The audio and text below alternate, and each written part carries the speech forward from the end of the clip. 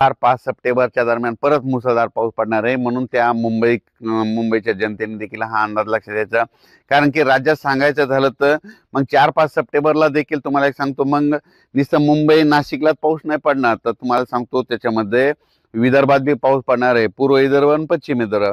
पूर्व विदर्भाचे 6 जिल्हे, मग ते कोणते? वर्धा, नागपूर, भंडारा, गोंदिया, चंद्रपूर, यवतमाळ, अमरावती, अकोला, बुलढाणा, म्हणजे पूर्व आणि पश्चिम विदर्भ दोन्ही जिल्हे सांगा. बुलढाणा, त्याच्यानंतर वाशिम, म्हणजे ह्या विदर्भात देखील ना 4, 5, 6, 7 सप्टेंबरच्या खूप जोराचा पाऊस पडणार आहे, म्हणून हा अंदाज लक्षात द्यायचा. त्याच्यानंतर विदर्भात सांगितलं तर मग आता मराठवाड्यात काय परिस्थिती राहील 4, 5, 6 सप्टेंबरला. मराठवाड्यात देखील 4, 5, 6, 7च्या दरम्यान नांदेड जिल्ह्याला खूप पाऊस पडणार आहे, लातूर जिल्ह्याला खूप पडणार आहे, परभणी जिल्ह्याला पडणार आहे, हिंगोली जिल्ह्याला पडणार आहे, धाराशिव जिल्ह्याला पडणार आहे, त्याच्यानंतर धाराशिव जिल्ह्याला पडणार आहे, बीड जिल्ह्याला पडणार आहे, जालना जिल्ह्याला पडणार आहे, संभाजीनगरला पडणार आहे. म्हणून हे मराठवाड्यातल्या शेतकऱ्यांनी 4, 5, 6, 7 तारखेचा देखील अंदाज लक्षात द्यायचा. मग तुम्हाला वेळ मराठवाड्यासाठी कधी आहे तर काय करायचं, 1-2 म्हणजे 31 ऑगस्ट पासून ते 3 ऑगस्ट पर्यंत 4 दिवस तुम्हाला शेतीचे काम करायला वेळ आहे. आता तर शेतात म्हणजे गवत काही काढणं होत नाही, तर फक्त सोयाबीन असेल तर त्याच्यातलं तण काही उपटू शकतात, उसाला खतं देऊ शकतात. त्याच्यानंतर मग पश्चिम महाराष्ट्रातली काय परिस्थिती राहणार आहे की 4 ऑगस्ट 4 सप्टेंबर 5, 6, 7च्या दरम्यान म्हणजे सोलापूर जिल्ह्याला खूप पाऊस पडणार आहे, सांगलीकडे पडणार आहे, साताऱ्याकडे पडणार आहे, त्याच्यानंतर इकडं पुणेकडे पडणार आहे, अहिल्यानगरकडे पडणार आहे.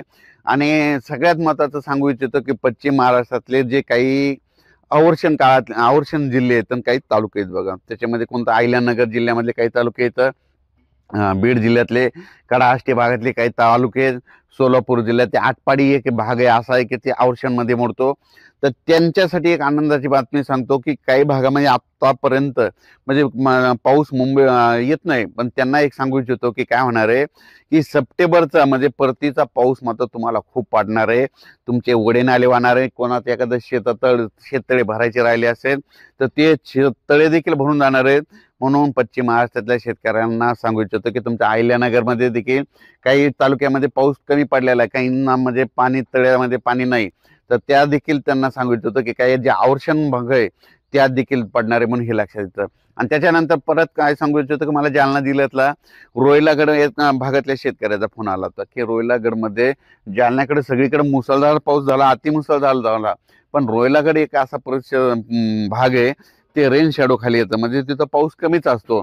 तर त्या शेतकऱ्यांना सांगू इच्छितो की सप्टेंबरमध्ये तुमच्या रोहिलागडचं ते तळ भरून जाणार आहे, म्हणून तुमच्यासाठी सर्वप्रथम ही आनंदाची बातमी. आता हे पावसाचे दिवस तुम्हाला सांगू इच्छितो, काय करा लक्षात ठेवा, मग तुम्हाला जशी कामे करायचे तसे करू शकता. आता हे 28, 29, 30च्या दरम्यान राज्यात पाऊस पडणार आहे. 31 पासून थोडा पावसाचा जोर कमी होणार आहे. 31, 1, 2, 3 पर्यंत कमी होईल. त्याच्यानंतर राज्यात परत 4 ते सप्टेंबर पुन्हा पाऊस येणार आहे, म्हणून हा अंदाज लक्षात द्यायचा. त्याच्यानंतर परत काय होणार आहे, सप्टेंबरच्या मध्ये दुसऱ्या आठवड्यात देखील पाऊस येणार आहे. सप्टेंबरच्या शेवटच्या आठवड्यात देखील पाऊस पडणार आहे.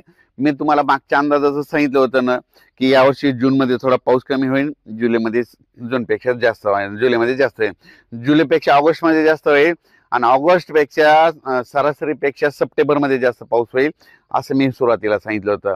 आणि परत एक सांगतो की 2 नोव्हेंबरला थंडी येणार आहे, म्हणून हे देखील 2 नोव्हेंबरला थंडी येणार आहे, म्हणून हे देखील थंडीचा अंदाज शेतकऱ्यांनी लक्षात घ्यायचा. अचानक वातावरण बदल झाला तर उद्या एक लगेच मेसेज दिला जाईल. धन्यवाद.